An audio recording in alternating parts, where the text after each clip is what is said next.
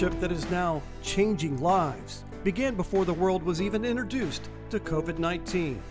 On a beautiful day, HCC and Harris County CSCD got together for an informal chat.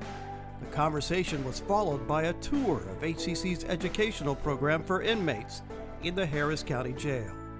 The meeting revealed a pathway for educating probationers, and literally within months, behind the leadership of CSCD Director Dr. Teresa May and HCC's Robert Sims, dozens of probationers were enthusiastically signing up for free classes that included computer training, finance, scaffolding, and logistics.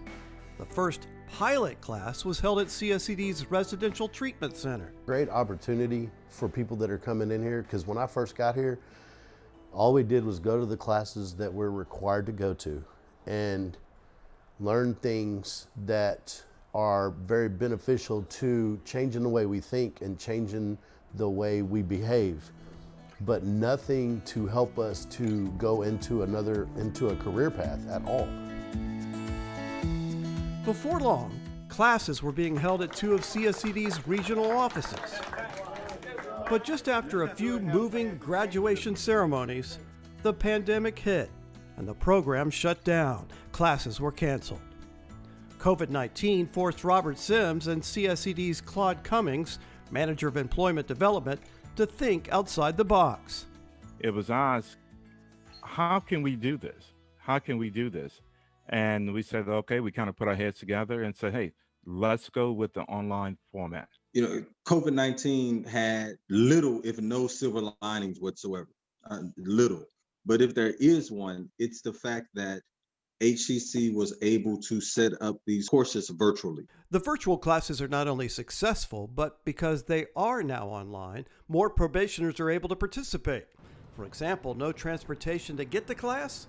No problem. And I was telling my probation officer, I said, you know, I have two boys at home and I don't know what I'm going to do. At first, I'm telling you, I was very distraught. I was very upset. And now since this program has helped me so much, there's an outlook. There's a light at the end of the tunnel for me. I'm just grateful to be able to, you know, have the opportunity to be able to have classes again.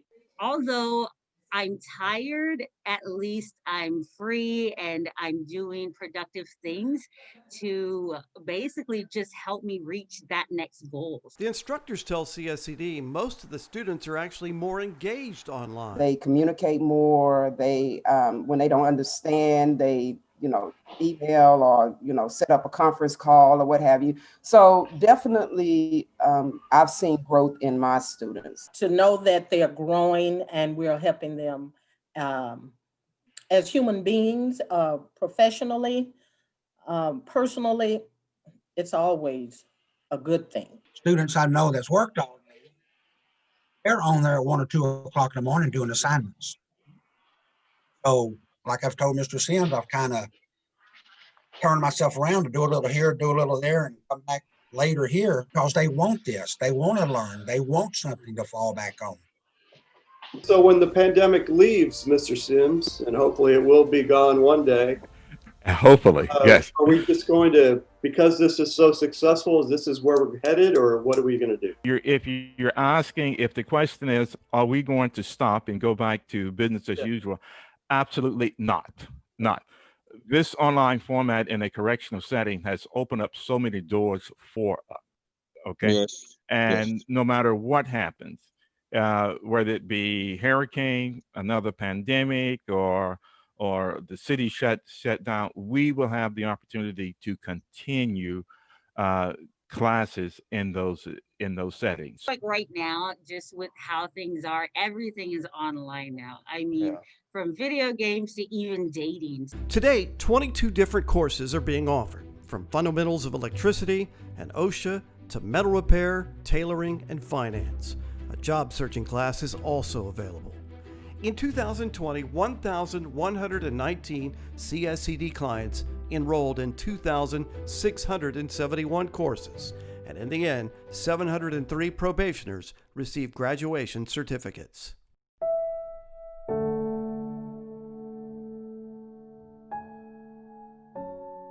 My probation officer, if it wasn't for her, I'll tell you this, Diamond Wynn, she tells me, Andrea, there's a program. I'm going to get you in touch with this guy. So he messages me about 2 or 3 weeks later and tells me, what about OSHA? What do you think about safety?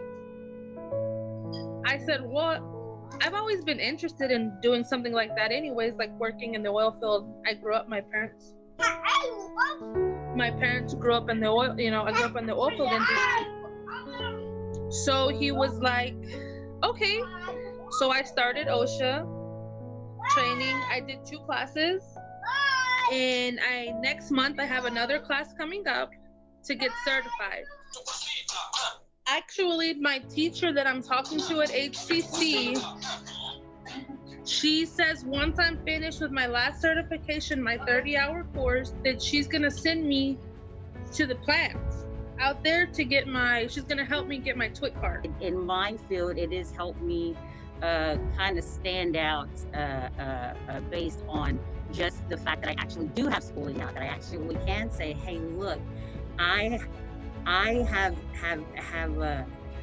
taken these classes, so I know this stuff. And so that has really helped me kind of stand out, and it's really kind of launched me forward.